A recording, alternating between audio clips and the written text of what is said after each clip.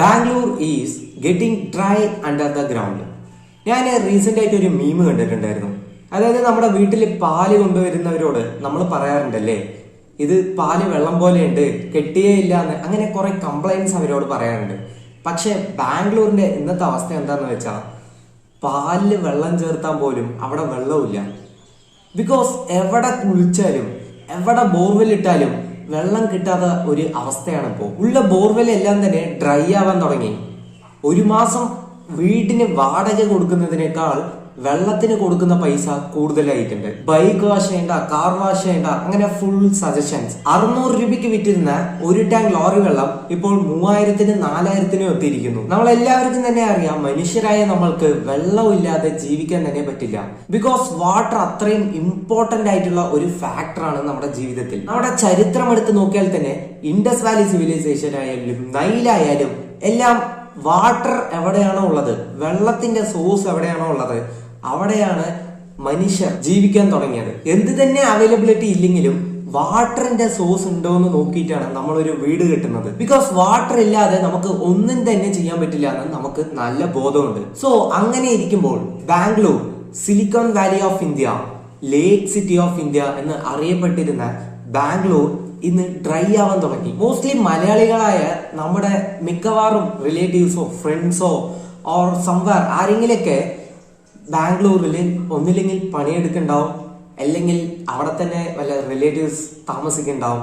So നിങ്ങൾ അവരോട് ഒന്ന് ഫോൺ വിളിച്ച് ചോദിക്കൂ, അവർക്ക് വെള്ളം കറക്റ്റായിട്ട് സാധാരണ പോലെ കിട്ടുന്നുണ്ടോ എന്ന് വിളിച്ചു ചോദിക്കൂ. അവര് പറയുന്നത് നിങ്ങൾക്ക് കേൾക്കാം. ഇപ്പോൾ ബാംഗ്ലൂരിൽ എന്താ സംഭവിക്കുന്നത്, ബാംഗ്ലൂർ എങ്ങനെ ഡ്രൈ ആയി.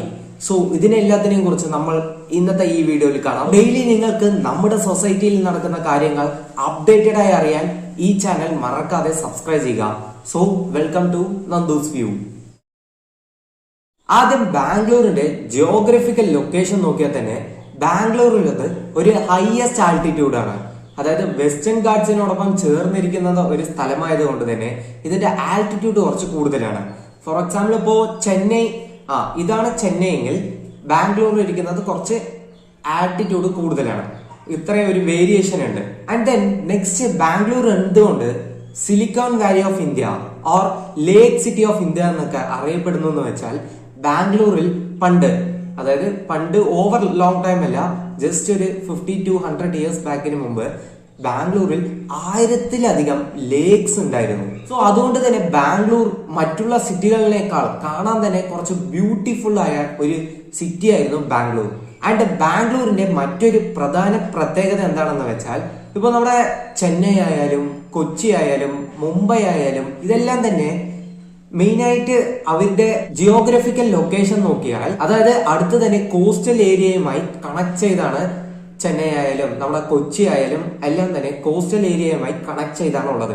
ആൻഡ് ഡൽഹി, ലക്നൗ ഇങ്ങനത്തെ സിറ്റീസ് എല്ലാം തന്നെ ഏതെങ്കിലും വലിയ വലിയ റിവേഴ്സിന്റെ അടുത്തായിരിക്കും ഉള്ളത്. സോ അവർക്കും നല്ലോണം വാട്ടർ അവൈലബിലിറ്റി ഉണ്ട്. പക്ഷെ ബാംഗ്ലൂരിന്റെ ഒരു അവസ്ഥ നോക്കിയാൽ, ബാംഗ്ലൂരിന്റെ അടുത്ത് ഒന്നും തന്നെ ഇല്ല, ഒരു റിവർ ഇല്ല, അല്ലെങ്കിൽ ഒരു അടുത്തുള്ള ഒരു കോസ്റ്റൽ ഏരിയ ഇല്ല. മെയിൻലി ബാംഗ്ലൂർ ഡെവലപ്പ് ആയത് അവിടുത്തെ ലേക്സിനെ ഡിപ്പെൻഡ് ചെയ്താണ്. അതായത് ആ ലേക്സിലുള്ള വാട്ടറിനെ ഡിപ്പെൻഡ് ചെയ്താണ് ഇത്രയും വർഷം ബാംഗ്ലൂർ ഡെവലപ്പ് ആയിക്കൊണ്ടിരുന്നത്.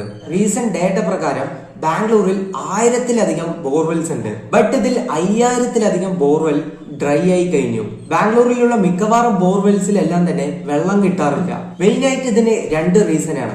ഒന്ന്, കഴിഞ്ഞ വർഷം നമ്മൾ പ്രതീക്ഷിച്ചത്ര മഴ ഇന്ത്യയിൽ എവിടെയും തന്നെ കിട്ടിയില്ല. ആൻഡ് രണ്ടാമത്, ബാംഗ്ലൂരിൽ കണ്ടിന്യൂസ് ആയി ബോറിട്ട് അണ്ടർഗ്രൗണ്ട് വാട്ടേഴ്സിനെ ഡിപ്പെൻഡ് ചെയ്ത് യൂസ് ചെയ്ത കാരണം മിക്കവാറും ബോർസ് എല്ലാം തന്നെ ഇപ്പോൾ തന്നെ ഡ്രൈ ആയി. ഒന്ന് ആലോചിക്കണം, ഇത് ജസ്റ്റ് മാർച്ച് ആയിട്ടുള്ളൂ, ഇനിയും ഏപ്രിൽ, മെയ് 2 മാസം കൂടെ ഉണ്ട്.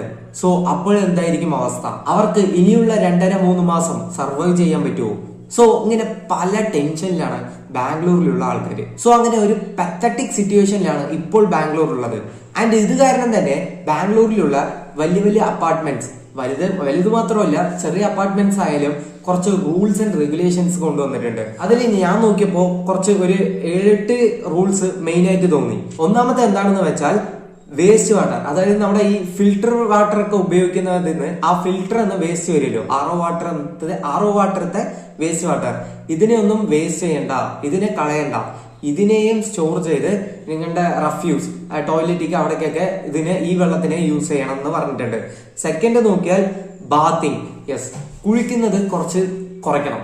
അതായത് കുളിക്കാതെ ഇരിക്കേണ്ട എന്ന് പറയുന്നില്ല, കുളിക്കാൻ ഉപയോഗിക്കുന്ന വെള്ളം മിനിമം ആയിട്ട് യൂസ് ചെയ്യണം, പരമാവധി സേവ് ചെയ്ത് യൂസ് ചെയ്യണം എന്ന് പറയുന്നുണ്ട്. Third, don't mop on corridor. Yes, നമ്മുടെ ഈ വരാണ്ടയൊക്കെ ഉണ്ടാവുമല്ലോ അപ്പാർട്ട്മെന്റിന്റെ, നമ്മുടെ റൂമിന്റെ പുറത്ത് ആ കോറിഡോർ ഒക്കെ പലരും ഡെയിലി മോപ്പ് ഇട്ട് തുടങ്ങും. പക്ഷെ ഇപ്പൊ പറയുന്നത് അവിടെ ഒന്നും നിങ്ങൾ തുടയ്ക്കേണ്ട ആവശ്യമേ ഇല്ല, ജസ്റ്റ് ഒന്ന് അടിച്ചു വിട്ടാൽ മതി, അവിടെ ഒന്നും ആരും മോപ്പ് ഇടരുത് എന്ന് കർശനമായി തന്നെ ചില അപ്പാർട്ട്മെന്റ്സിൽ പറയുന്നുണ്ട്.